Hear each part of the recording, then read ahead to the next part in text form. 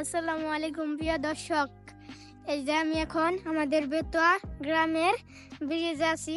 দেখেন এখান দিয়ে অনেক তার কারেন্টের তার গেছে। ওই যে ওই পাশে কারেন্টের তারগুলো থেকে গিয়েছে আর যেতে পারছে না। দেখেন আমাদের এখানে বেড়াতে আসবেন, অনেক ভালো লাগবে। এই যে বিলের মাঝখানে অনেক পানি, আমি বিলের মাঝখানে আছি ব্রিজে, সবাই দেখেন। এই যে আমার সাইকেল, আমি এখান দিয়ে প্রত্যেকটা দিনে বেড়াতে আসি। সাইকেল চালাতে আমার খুব ভালো লাগে। এখন আকাশে মেঘ, বৃষ্টি আসবে প্রায় প্রায় অবস্থা। এই রাস্তাটাই এখনো কাঁচা।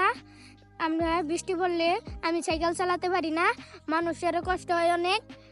আর এলো আমি চাই এলো এই রাস্তাটা তাড়াতাড়ি অনেক পাকা করা হয়। আমি সহ আর আমাদের গ্রামের সবাই আমাদের ইউনিয়নে যেতে পারবো। আর এই জায়গাটি কিন্তু একটি দর্শনীয় স্থান, এখানে প্রচুর মানুষ ঘুরতে আসে। এই জায়গাটির অনেক উন্নতির প্রয়োজন। আপনারা আমার জন্য দোয়া করবেন আর আমাদের গ্রামের জন্য অনেক উন্নতি করবেন।